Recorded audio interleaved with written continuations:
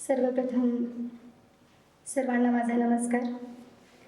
मी मुकडे शिवाली धनंजय, महात्मा बसवेश्वर महाविद्यालय लातूरची BH विद्यार्थिनी. सर्वप्रथम चार भिंतीतल्या चार ओळी चार माणसात मांडण्यासाठी एक हक्काचं असं व्यासपीठ मिळवून देणारे रोहिणी मॅम असतील आणि माझी फ्रेंड सई, या सगळ्यांचे आणि आयोजकांचे मनापासून धन्यवाद देते. कविता ही अशी असते बघा, ज्याला खूप मोठं व्हायचंय, ज्याला खूप उंच शिखर गाठायचंय, यश गाठायचंय, त्याच्यासाठी प्रेरणा देणारी असते. दोन प्रियकरांचं प्रेम शब्दांनी वाढवणारी असते.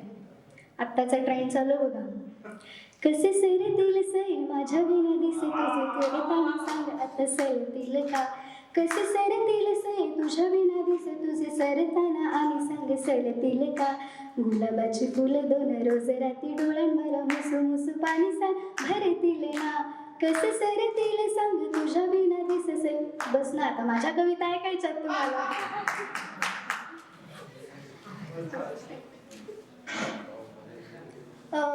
माझ्या पहिल्या कवितेचं शीर्षक आहे माणूस हरवला. खरंच माणूस हरवलाय हो. माणसांच्याच गर्दीत माणूस हरवलाय. माणसातली माणुसकी तो गमावून बसलाय. नीट लक्ष द्या, माणूस हरवलाय. माणसांच्याच गर्दीत माणूस हरवलाय. माया, ममता, प्रेम, ओढ, जिव्हाळा, आपुलकी या सर्व शब्दांचा तर हल्ली त्याला विसरच पडलाय. मला वाटतं दुसरी तिसरीकडे कुठेच नाही. मला असं वाटतं दुसरी तिसरीकडे कुठेच नाही. तो इंटरनेटच्या जाळ्यात अडकलाय. अरे शोधा कुणीतरी, माणसांच्याच या गर्दीत माझा माणूस हरवलाय. दुसरी कविता सादर करते. व्यथा शेतकऱ्याची. पेरणीचे दिवस सुरू झाले पण पाऊस मात्र आला नाही. पेरणीचे दिवस सुरू झाले पण पाऊस मात्र आला नाही. पाहिली हो वाट 2-4 महिने पण अजूनही तो बरसला नाही.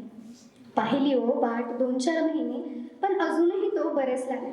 शेतात काही पिकलं नव्हतं.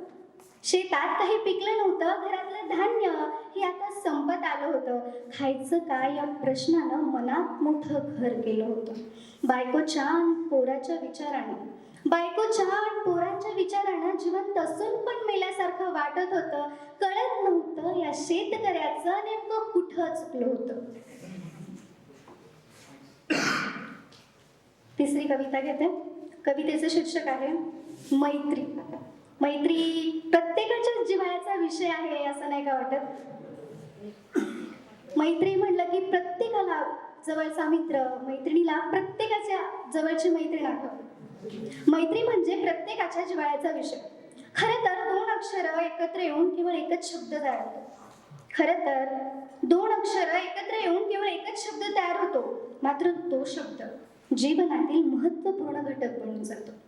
उन्हात चालताना सावलीचा हात म्हणजे मैत्री.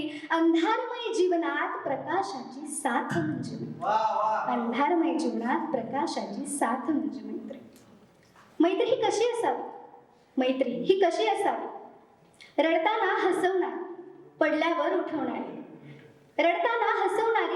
उठवणारी, दुःखात सावरणारी, सुकल्यावर फुलवणारी, आणि शत्रुत्वात मित्रत्व शोधणारी जशी जोडी सुदामा आणि कृष्णाची.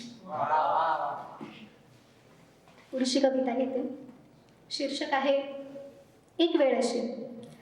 एक वेळ प्रत्येकावर अशी येते बघा, म्हणजे ज्या वेळेला काही करावंसं वाटत नाही.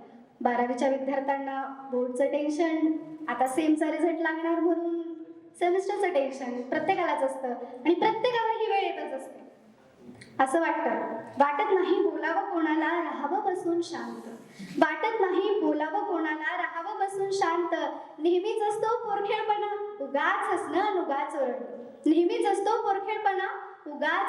उगाच ओरडणं.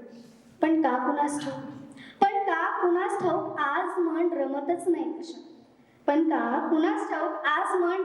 नाही कशात. अशा वेळी हवा वाटतो तो एकांतात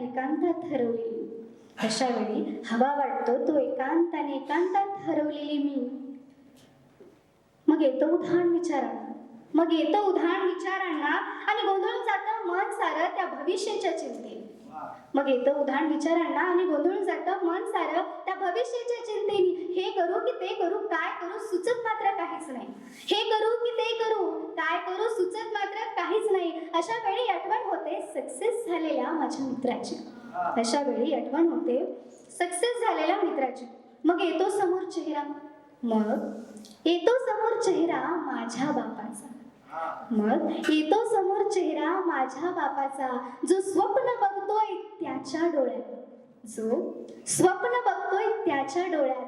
मी यश कवेत घेताना, मी यश कवेत घेताना. धन्यवाद शिवानी.